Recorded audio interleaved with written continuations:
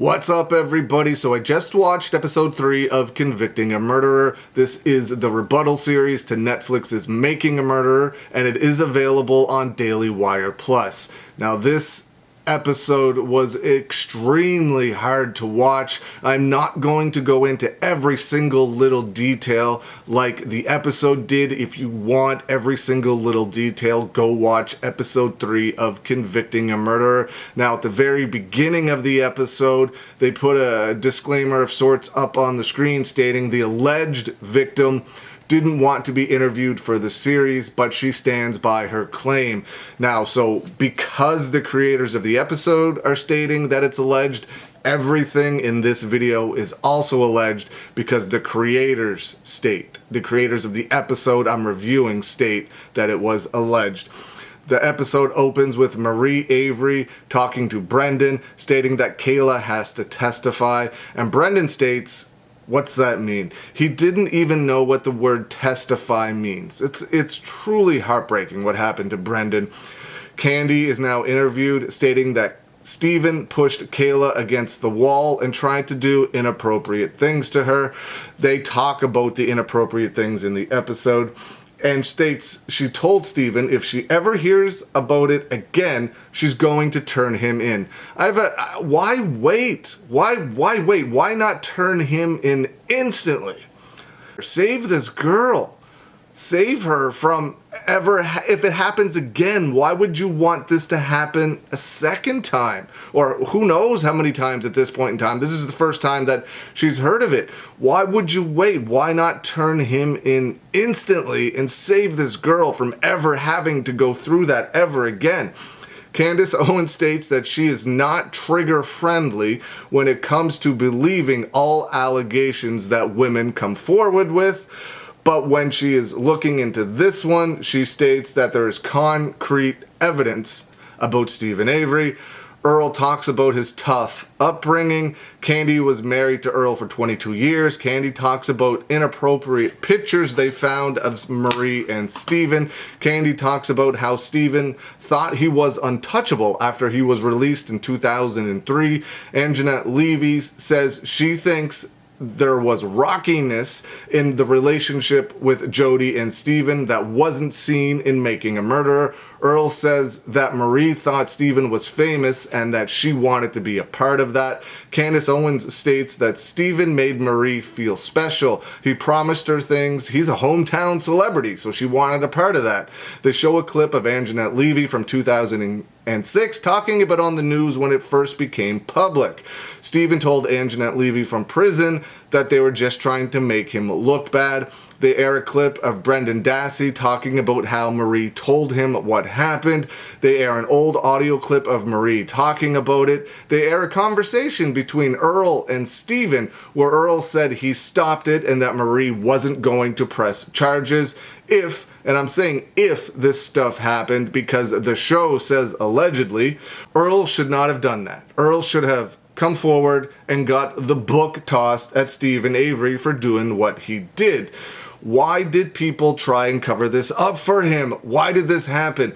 Why did the parents or anybody else that knew about this not come forward instantly and protect this girl from having this done to her, or protect other girls from having this done to them if they thought that this was going on, if they thought that this could happen again, if they thought that this could happen to someone else? Why didn't anybody come forward on behalf of this girl or future girls that this could happen to? I just don't understand.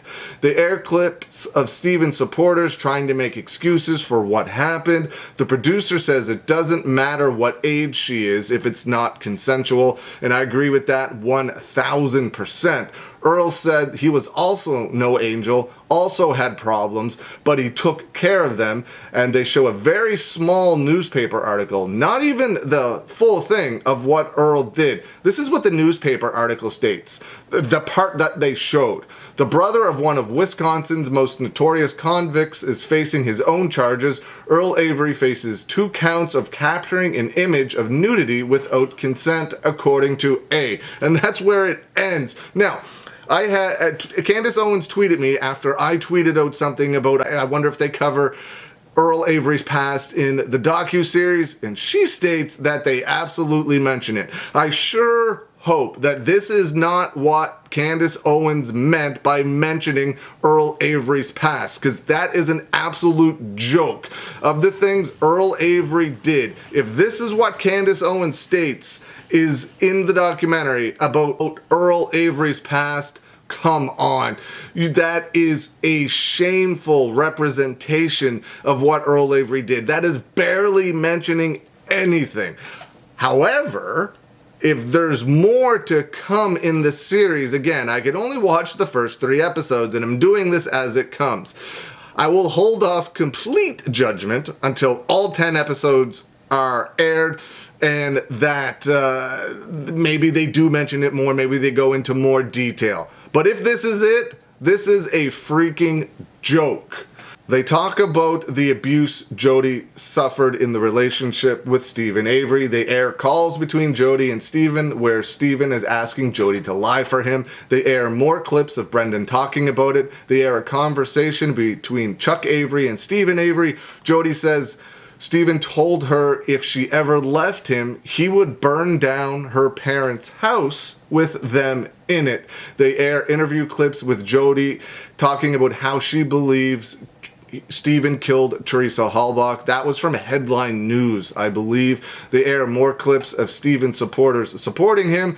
They talk about how social media attacked Jody when Jody came forward. Some of Teresa's friends and family and co-workers are interviewed. They talk about the various times Teresa Halbach visited the Avery salvage yard. They air an interview with Anjanette Levy talking with Stephen about the leg irons he bought with his sister. Stephen stated he didn't know the date of the purchase, but to ask his sister, she would know the date.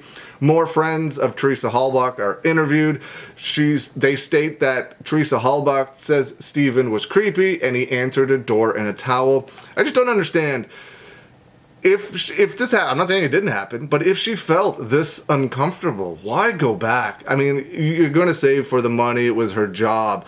But if she felt unsafe and uncomfortable, why go back? And if she had to go back after feeling uncomfortable, if she felt like she needed to because she needed the money, I couldn't imagine being her in that situation, having to go to that place where you felt unsafe and uncomfortable to take those pictures to make that money, man. I really couldn't imagine.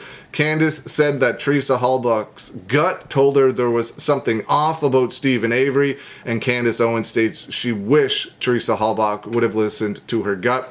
And it ends with a cliffhanger involving Earl Avery when they ask him if they think his brother, Stephen Avery, killed Teresa Halbach. Let me know what you think. What did you think of episode 3 of Convicting a Murderer? Let me know. Leave some comments below. I hope you're having a good day, and I will see you again soon.